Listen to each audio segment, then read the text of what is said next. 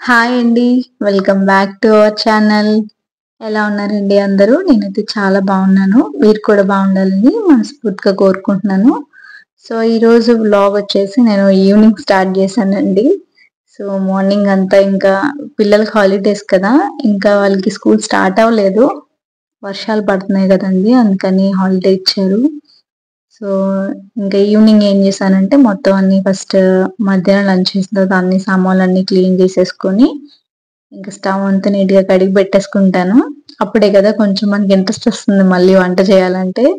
ఒక స్టవ్ గాని చిరాకుగా ఉంటే అసలు ఏమి చేయబుద్దేయదనమాట నాకైతే. కిచెన్ కొంచెం కూడా నాకు నీట్‌గా లేకపోతే వంట చేయాలి అనే ఇంట్రెస్ట్ రాదనమాట. సో, అందుకనే నేను మొత్తం క్లీన్ చేసి పెట్టుకుంటాను. సో, ఈవినింగ్ అయితే మా వారు చికెన్ తీసుకొచ్చారు. సో, దానికోసం కావాల్సినవన్నీ రెడీగా పెట్టుకున్నాను. ఎప్పుడూ ఒకలా కాకుండా ఈరోజు కొంచెం డిఫరెంట్‌గా ట్రై చేద్దామని చెప్పి ఇలా అయితే చేస్తున్నాను. ఫస్ట్ అయితే మిక్సీ జార్‌లో పచ్చిమిర్చి, ఇంకా ఆనియన్స్, ఇంకా ఒక స్పూన్ వచ్చేసి గసగసాలు వేసుకున్నాను. ఇంకా జీడిపప్పులైతే ఒక 10 అలా వేసుకున్నాను. అంటే ఈ కర్రీ ఓన్లీ రైస్‌లోకి కాదండి, చపాతీలో కూడా చాలా బావుంటుంది. అందుకని చెప్పి ఇలా ట్రై చేస్తున్నాను. ఇక్కడైతే పచ్చిమిర్చి, ఇంకా ఉల్లిపాయలు, జీడిపప్పు, గసగసాలయితే వేసుకొని కొంచెం వాటర్ యాడ్ చేసి చాలా మెత్తగా గ్రైండ్ చేసుకోవాలండి. ఇంకా మొత్తం గ్రైండ్ అయిపోవాలి. చాలా స్మూత్ పేస్ట్ వచ్చేయాలనమాట. చూసారు కదా! ఎంత స్మూత్‌గా పేస్ట్ అయిందో. సో, ఇప్పుడేంటంటే స్టవ్ మీద మనం పాన్ పెట్టుకొని అందులో ఆయిల్ అయితే వేసుకొని ఈ పేస్ట్‌ని అందులో యాడ్ చేసుకోవాలి. ఈ పేస్ట్ అయితే ఆయిల్‌లో కొంచెం బాగా ఫ్రై అవ్వాలండి. పచ్చివాసన పోయేంత వరకు కూడా సిమ్‌లో పెట్టి మనం ఒక 2, 3 మినిట్స్ అయినా మనం ఫ్రై చేసుకోవాలి. అప్పుడు మనకి బాగా ఫ్రై అయ్యి ఆయిల్ పైకొస్తుందనమాట. ఇంకప్పుడు మనకు ఫ్రై అయినట్టు తెలుస్తుంది. స్మెల్ అంతా బావుంటుంది. ఈ ఆనియన్స్ ప్లేస్‌లో మనం ఫ్రైడ్ ఆనియన్స్ కూడా వేసుకొని మిక్సీ చేసుకోవచ్చండి. ఆ గ్రేవీ కూడా చాలా బావుంటుంది. డిఫరెంట్‌గా ఉంటుంది.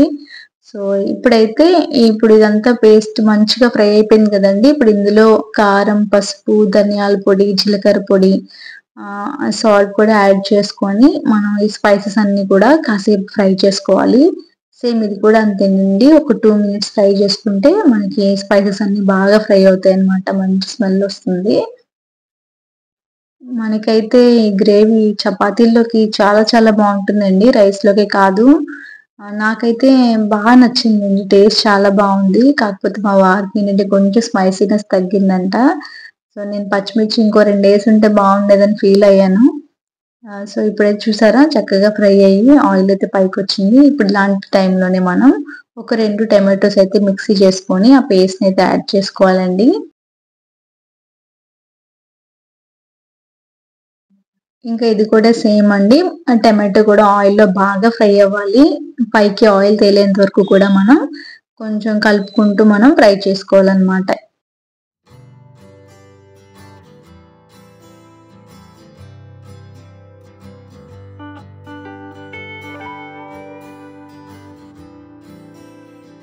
ఇప్పుడు చూసారు కదండీ! ఆయిల్ చక్కగా పైకి తేలుతుంది. సో, టమాటో ప్యూరీ అంతా మంచిగా ఫ్రై అయిపోయింది.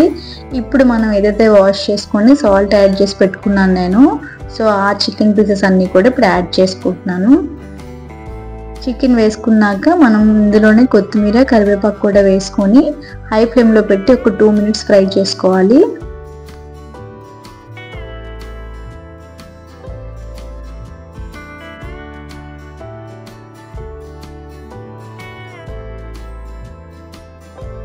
అడుగు మాడకుండా మనం కలుపుకుంటూనే ఉండాలండి. లేదంటే మనకి అడుగంతా మాడిపోతుంది. 2 మినిట్స్‌కి ఒకసారి మనం ఇలా కలుపుకుంటూ ఉండాలి.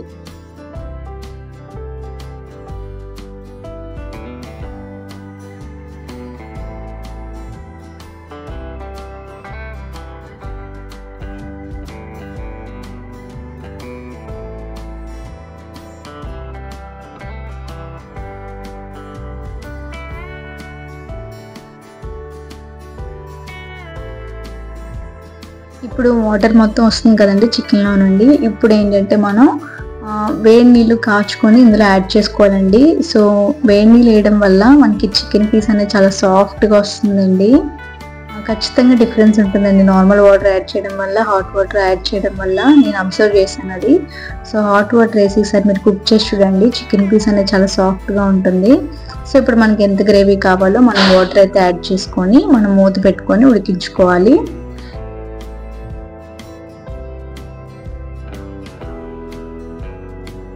మనం 2 మినిట్స్కి ఒకసారి ఇలా కలుపుకుంటూ ఉంటే అడుగు మాడకుండా ఉంటుందండి. చూసారా, నాకు గ్రేవీ అయితే రెడీ అయిపోయిందండి. కరెక్ట్ కన్సిస్టెన్సీలో వచ్చింది, నాకు సరిపోతుంది ఈ థిక్నెస్. సో ఇంకా నేను దించే ముందు ఏం చేస్తున్నానంటే ఒక 1 స్పూన్ వచ్చేసి గరం మసాలా అయితే యాడ్ చేసుకుంటున్నాను. ఇంకా కొత్తిమీర కూడా వేసుకొని స్టవ్ ఆఫ్ చేసుకుంటున్నానండి. అంతేనండి, చికెన్ కర్రీ అయితే రెడీ అయిపోయింది నాకు. సో టేస్ట్ మాత్రం చాలా బాగుందండి, నాకైతే సరిపోయింది స్పైసీనెస్ అంతా కూడా. కాకపోతే మా వారికి కొంచెం స్పైసీగా ఉంటే బాగుందని చెప్పి అన్నారు. సో నేనైతే వేడిగా అన్నం పెట్టుకొని చికెన్ కర్రీ అయితే టేస్ట్ చేసేసాను. చికెన్ కూడా చాలా సాఫ్ట్గా కుక్ అయిందండి, చూస్తున్నారు కదా. ఈ రెసిపీని అయితే మీరు కూడా ట్రై చేయండి, ఎలా వచ్చిందో నాకైతే కామెంట్ చేయండి.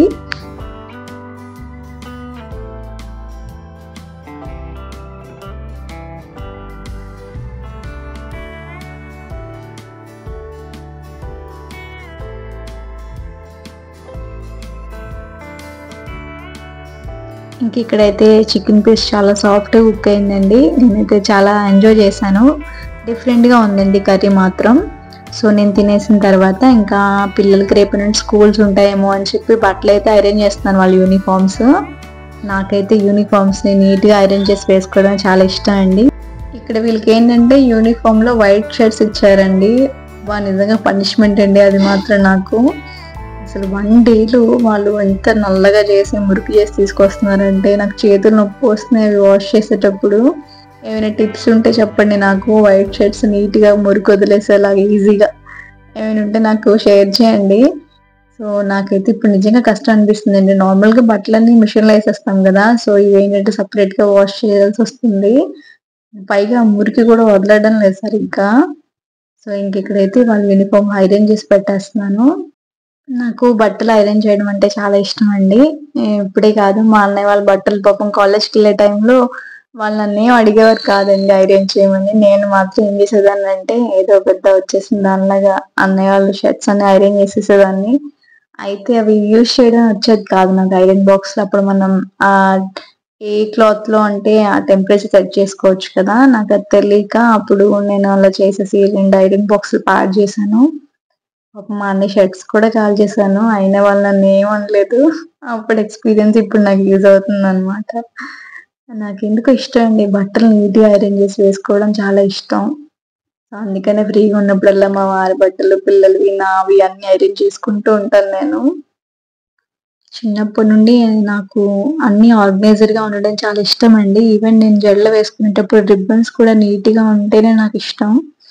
బ్యాగ్ అంతా నీట్గా ఉండాలి, బుక్స్ ఏం నలగకూడదు, బాక్స్లో పెన్సిల్స్ అన్ని ఆర్గనైజర్గా ఉండాలి. అసలు ఎంత ఇష్టమో నాకు. మా అన్నయ్య చదువుకో అని చెప్పి నన్ను కోపడినప్పుడల్లా నేను ఏం చేసేదాన్ని అంటే బ్యాగ్ ఓపెన్ చేసి బుక్స్ అన్ని తీసి నీట్గా సర్దేసి మళ్ళీ ప్యాక్ చేసి పక్కన పెట్టేసేదాన్ని. మా అన్నయ్య తిడుతూ ఉండేవాడు నన్ను, చదవమంటే ఏం చేస్తావు అని.